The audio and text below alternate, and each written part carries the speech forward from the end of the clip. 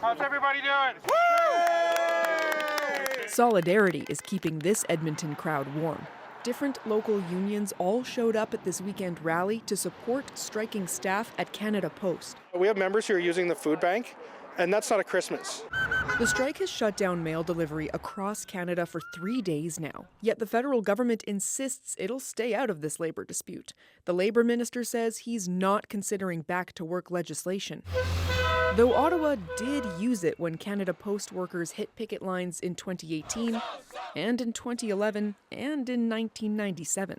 I think what makes the most difference is that the Liberal government is not in a position right now to table back-to-work legislation. There isn't enough necessarily support. The NDP have declared they're not going to support it. But politics did not stop Ottawa from intervening in recent strikes. It used legislation to force railway workers and BC port workers back on the job. Some suggest Canada Post might be a different story.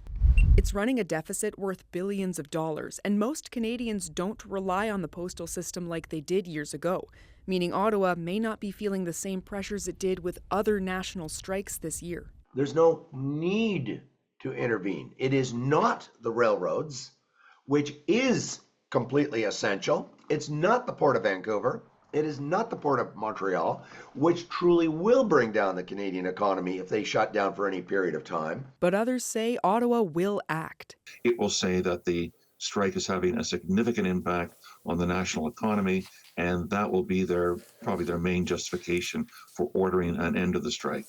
Some Canadians do still need the postal service, including those living in rural areas and charities that rely on mail-outs to get big holiday donations. The Calgary Dream Centre, for example, uses that money to help house and treat people with addictions. Not being able to send Christmas cards or get Christmas packages on time is frustrating and is a delay. This is a matter of life or death, really, for some people.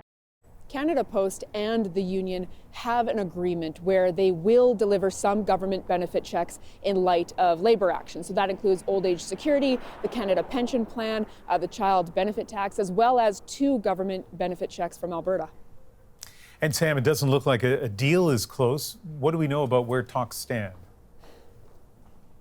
Canada Post said on Sunday that it and the union are pretty far apart at the table. A federally appointed mediator is trying to bridge that gap, but it is a pretty big gap. Canada Post has offered an 11.5% wage increase over 4 years, but the union virtually wants double of that. So negotiations are at a standstill. Sam Sampson in Edmonton.